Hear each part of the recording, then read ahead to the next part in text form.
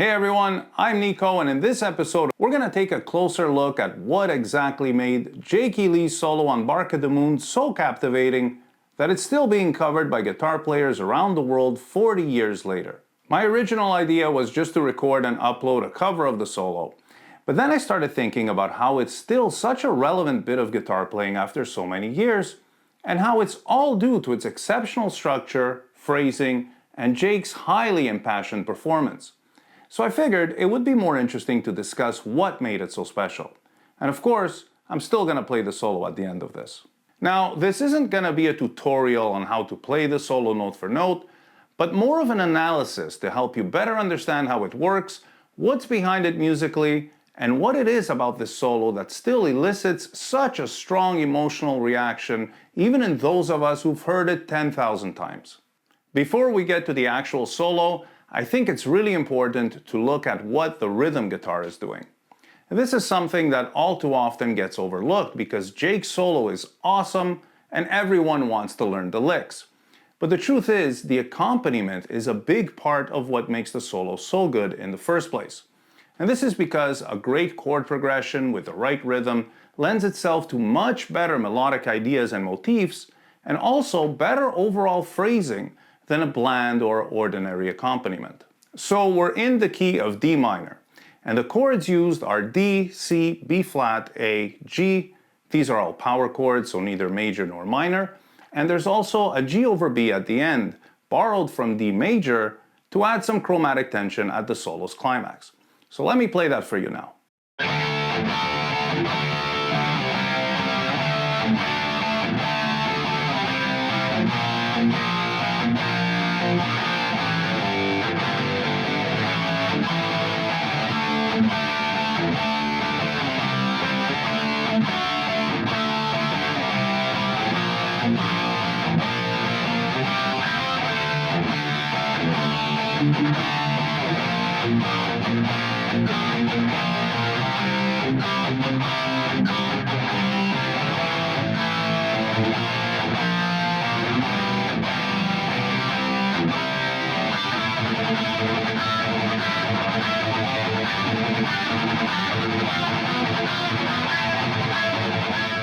Now let's take a quick look at the scales Jake E. Lee used to solo over that cool rhythm part.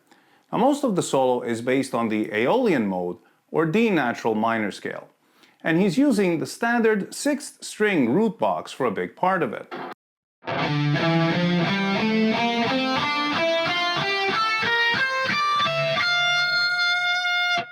But also this 4th string root box here,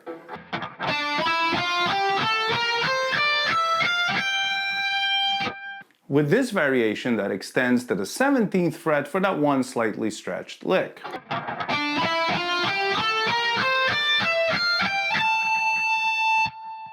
The entire solo is played diatonically, with the only outside note being a flat 5 borrowed from the blues scale on that one lick.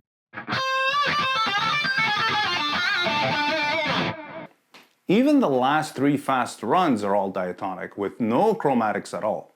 In fact, that last run is basically going over the modes of F major that correspond to the chords he's playing over in that section, namely B flat Lydian, C mixolydian, and D Aeolian.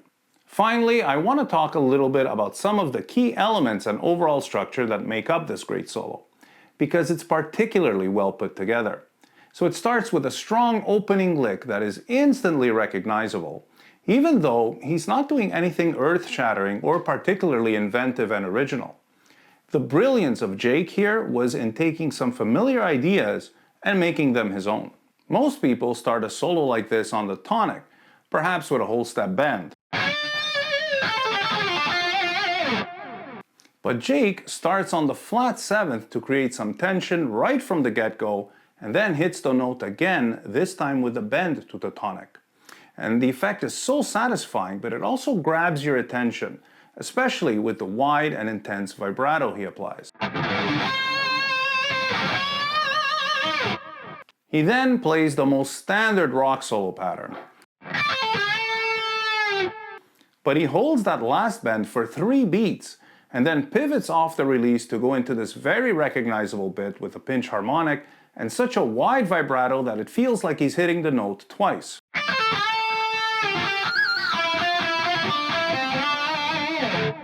The next few phrases all have this push-pull thing going, where they start with a fast flurry and then end on longer notes with a wide vibrato and an aggressive attack, usually with a little bit of pinch harmonic for added emphasis.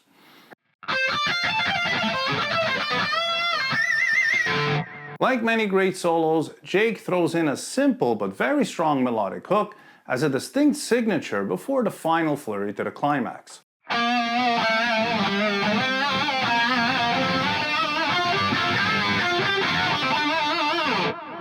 And finally, the solo comes to its climax with the aforementioned modal flurries.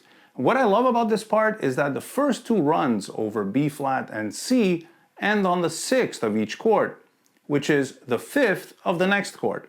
And the effect is that you feel a pull towards the next chord. This kind of thing.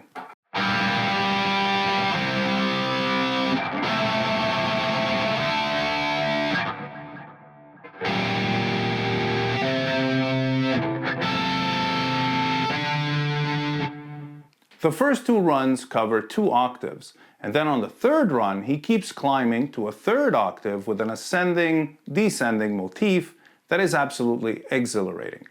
And he ends on a high A, which is the tonic of the original key, to coincide with the return to the main riff. And that kind of resolution, plus the insistent picking of that note and the application of a very aggressive and wide vibrato, just feels so good. It's the perfect ending to a masterful solo.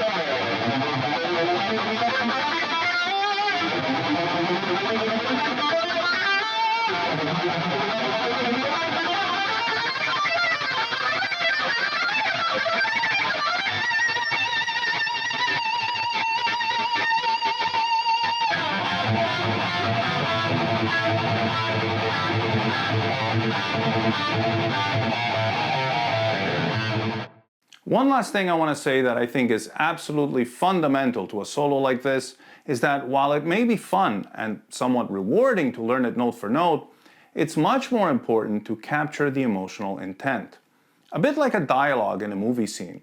Each line in the solo has a specific meaning and purpose. It's not just a collection of notes, and you don't just apply vibrato to look like the pros when you play. Playing this solo with technical precision but without genuine emotional intent behind it will make you sound like someone who hasn't mastered a native language delivering a slang expression. Without the full realization of the imagery that expression conjures up, it tends to fall flat. And that's it for now.